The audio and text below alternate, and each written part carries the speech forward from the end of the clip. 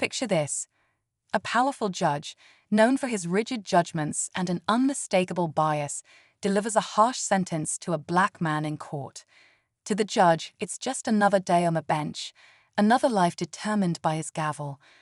But what he doesn't realize is that his decision will come back to him in the most unexpected way. Fast forward a few years, and fate pulls an ironic twist. The same black man he once sentenced now walks into the judge's office, not as a defendant, but as a colleague working directly under his supervision. The once stark power dynamic between them has shifted entirely, leaving the judge to grapple with his past prejudices while trying to navigate this new reality. What will the judge do when he's forced to face his own biases head-on?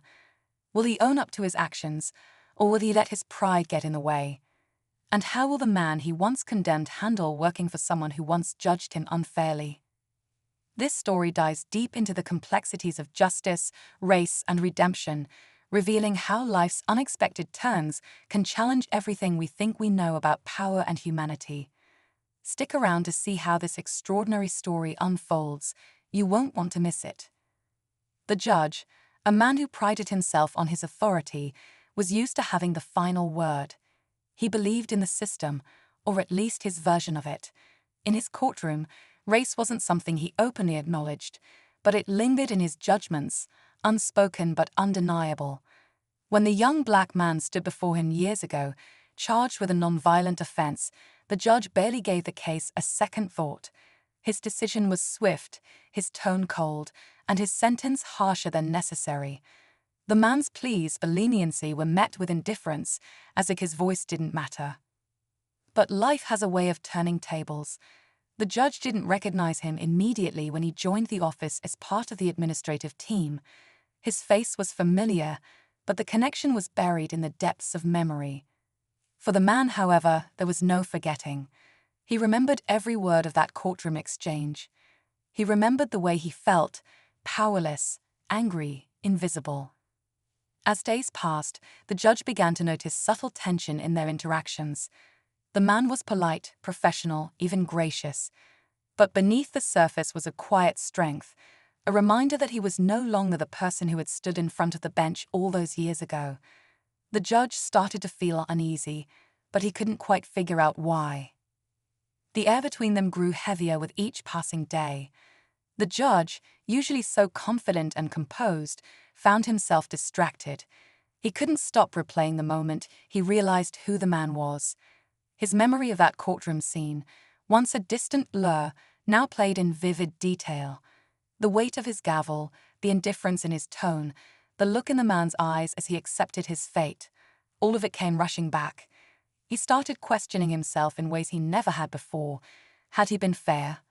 Or had his prejudices clouded his judgment? For the man, the tension wasn't lost. He could see the unease in the judge's demeanor, the hesitation in his words. It was a stark contrast to the authoritative figure he had faced years ago. And yet, he said nothing, choosing instead to let his work speak for itself. He excelled in his role, earning the respect of colleagues and slowly dismantling the assumptions others might have held. But inside, he wrestled with conflicting emotions. Part of him wanted to confront the judge, to make him acknowledge the harm he had caused.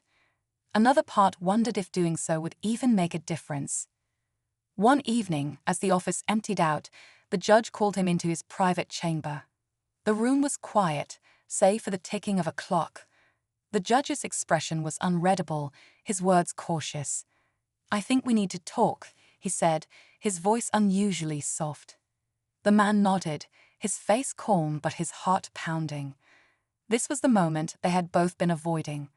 The unspoken tension was about to break, and neither of them knew what would come next. The man stepped into the judge's chamber, the door clicking shut behind him. The room felt smaller now, the walls closing in as the weight of unspoken truths filled the space. The judge gestured for him to sit, but he remained standing, his posture steady. For a moment, neither spoke, the silence crackling with tension. "I owe you an explanation," the judge began, his voice uneven. "I know who you are. I remember that day in court." He paused, searching for words that wouldn't come easily. "And I." I realize now that I might not have been fair to you. I don't know if an apology is enough, but I need to say it." The man listened, his expression unreadable. He had imagined this moment countless times, but hearing the judge's words didn't bring the satisfaction he thought it would. Instead, it opened a floodgate of memories, the fear, the anger, the humiliation. "Do you really think an apology can erase what happened?" he finally said, his voice calm but firm. "Do you even know what that sentence cost me?" The judge started to respond, but before he could, the man placed a folder on the desk. "You might want to look at this," he said. Inside were court documents, reports, and evidence that painted a much darker picture, not just of the judge's decisions that day, but of a pattern that spanned years. Cases where similar biases had played a role, lives altered, futures stolen. The judge's face went pale as he flipped through the pages. What is this?" he stammered. "It's not just about me," the man said. "This is bigger than you or me. So now the question is, what are you going to do about it?" The room fell silent again, but this time, the stakes were undeniable. The judge stared at the folder, his hands trembling as he flipped through the damning evidence. Each page seemed heavier than the last, a stark reminder of decisions he had made without a second thought. The man stood quietly, watching the weight of the truth settle on him. "I didn't know," the judge whispered, his voice cracking under the strain of guilt. I thought I was doing my job, but this shows me how blind I've been." The man took a deep breath, his expression steady but filled with a quiet intensity. "It's not just about you being blind. It's about a system that allows this to happen. People like you are supposed to hold it accountable, not feed into it." The judge leaned back in his chair, his mind racing. He knew his career, his reputation, and even his integrity were on the line. "What do you want me to do?" he asked, his voice barely above a whisper. The man paused, as if weighing the gravity of his next words. "You have a choice. You can keep hiding behind the system, or you can start making it right. Admit what you've done. Advocate for the people you've wronged. Use your position to change what's broken." For a moment, it seemed like the tension had reached its peak. But then the man pulled out another document, sliding it across the desk. "There's one more thing," he said. "This case here, it's mine. And I just found out that the charges were based on false evidence. The prosecutor knew it, and so did you." The judge's eyes widened in shock. "No, that's not true. I didn't." But as he read the document, the truth stared back at him. He had signed off on it without questioning a single detail. The room fell into silence, heavier than ever before. The man leaned forward, his voice low but firm. "You said you wanted to make this right. Prove it. Reopen the case. Expose the truth, even if it costs you everything."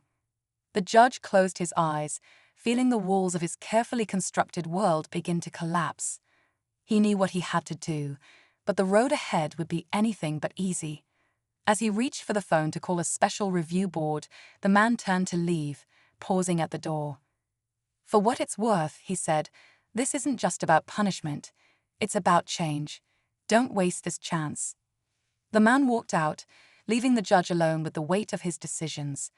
As the sound of his footsteps faded, the judge picked up the phone, bracing himself for the fight ahead, one that would test not just his career, but his humanity. The days that followed were a whirlwind of accountability and reflection. The judge submitted the case for review, acknowledging the role he played in its mishandling. For the first time in his career, he stepped out of the shadows of his own pride and publicly admitted his mistakes. It wasn't easy.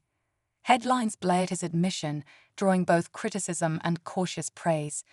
But he knew this was the only way forward, not just for himself, but for the system he had upheld for so long without question. The man, now cleared of his charges, felt a weight lift from his shoulders. His name was finally untarnished, but he understood this wasn't just about him. His perseverance had forced a conversation many were too afraid to have. He used his experience to advocate for others, speaking at events and pushing for reforms that could prevent the injustices he endured. As for the judge, he faced the consequences of his actions, both professionally and personally. But instead of retreating, he chose to dedicate himself to change. He began mentoring younger judges, emphasizing fairness and self-awareness, and worked to dismantle the systemic biases he had once perpetuated. Their paths rarely crossed again, but the impact of their encounter rippled far beyond them, proving that even the hardest truths can lead to new beginnings.